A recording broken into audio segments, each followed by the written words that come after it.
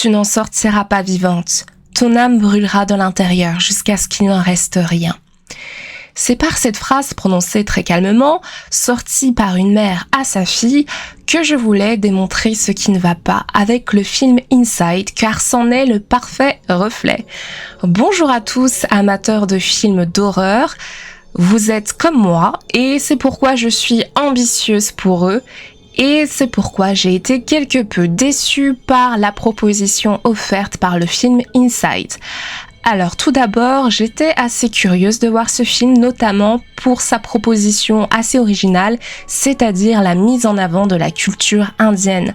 Je trouve que c'est une très bonne idée de nous plonger dans cet aspect qui est assez créatif pour un film d'horreur et qui peut apporter une véritable originalité. Et en plus ici, ce n'est pas complètement décousu, c'est-à-dire que l'aspect culturel joue en fait et relié à l'histoire personnelle de sa protagoniste qui est déchirée entre deux cultures. Donc il s'agit d'une jeune américaine d'origine indienne et quelque part elle semble rejeter ses racines ou en tout cas s'en éloigner aux grandes dames de sa mère. Et donc c'est d'ailleurs une source de conflit entre les deux personnages depuis le début du film, même si ce n'est pas amené avec beaucoup de subtilité, je trouve, ce qui est c'est assez découpé à la hache comme arc narratif, mais pourquoi pas. En tout cas, cet aspect culturel était attendu et effectivement, il donne une couleur très plaisante au film, couleur dans tous les sens du terme parce que les costumes traditionnels indiens sont vraiment sublimes. Et la plongée dans la mythologie hindoue qui donne l'origine de la créature en question est vraiment très intéressante. C'est un aspect toujours bénéfique en fait de rajouter une petite texture comme ça au film d'horreur. Ça apporte une originalité et c'était bienvenu ici. Alors, l'histoire commence avec la meilleure amie d'une jeune lycéenne, enfin l'ancienne meilleure amie d'une jeune lycéenne, qui a certainement dévié quelque part dans sa vie car elle est devenue plutôt effrayante. Elle se balade avec un air gothique hagard, avec un pot dans les mains, et elle a une attitude vraiment horrible, une attitude très préoccupante qui d'ailleurs interroge la capacité des professeurs à détecter les élèves qui vont extrêmement mal dans leur établissement, car clairement cette jeune fille aurait eu besoin d'aide. Cet aspect du film est plutôt pas mal, je trouve, il est assez prenant. Contrairement aux à côté de l'enquête qui, comme par exemple l'amourette entre l'héroïne et le beau gosse du lycée qui va finir d'ailleurs tragiquement, et apparemment son trépas ne choquera personne, en tout cas il ne manquera pas à l'héroïne ou à quiconque. Et d'ailleurs c'est un des aspects que je n'ai pas du tout apprécié dans ce film, c'est l'absence totale de psychologie.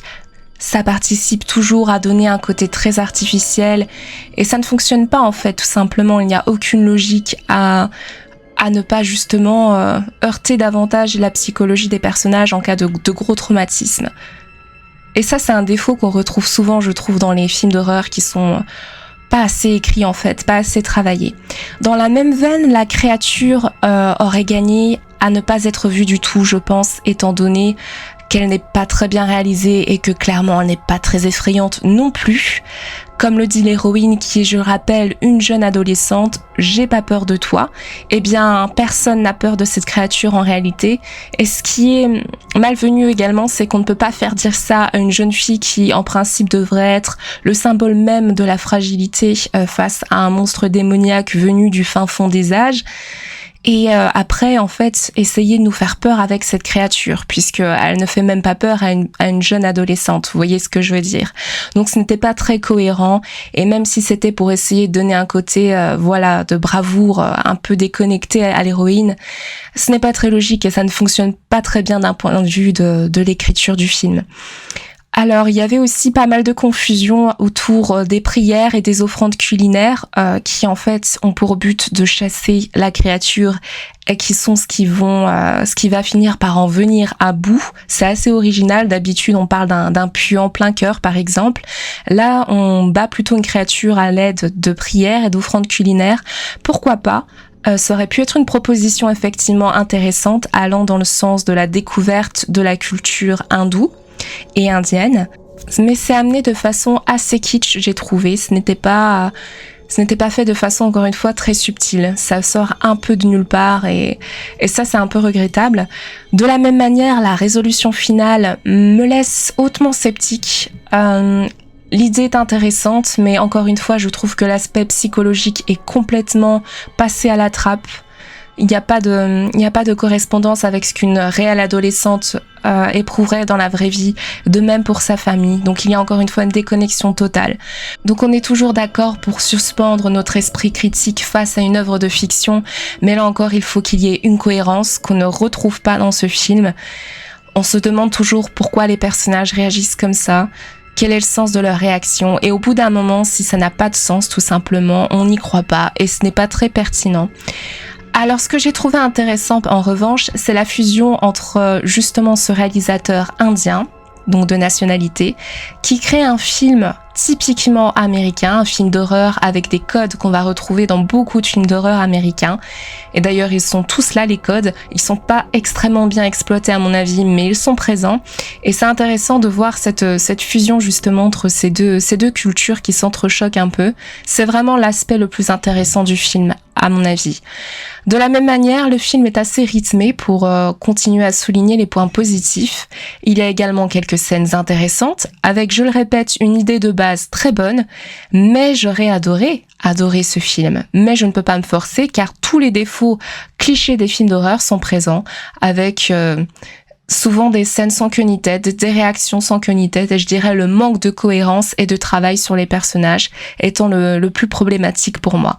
D'ailleurs, on parle de clichés de films d'horreur, mais est-ce vraiment un film d'horreur car il est interdit aux moins de 12 ans, ce qui veut bien dire qu'il ne fait pas peur en soi. Donc souvent quand on a un film d'horreur interdit aux moins de 12 ans, ça va être que l'aspect horrifique est plutôt centré sur le côté psychologique, mais là à nouveau c'est justement ce qui fait défaut au film à mon sens, car le film est tout simplement trop décousu pour que l'aspect psychologique soit très prenant.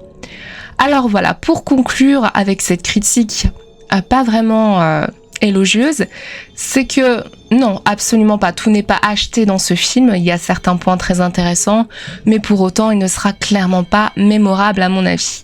Voilà pour mon avis concernant ce film, donc qui m'a un petit peu déçue comme vous avez pu le constater.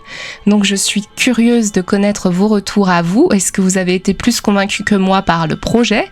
N'hésitez pas à partager dans les commentaires. En attendant, je vous dis à très vite pour un prochain podcast. Prenez soin de vous.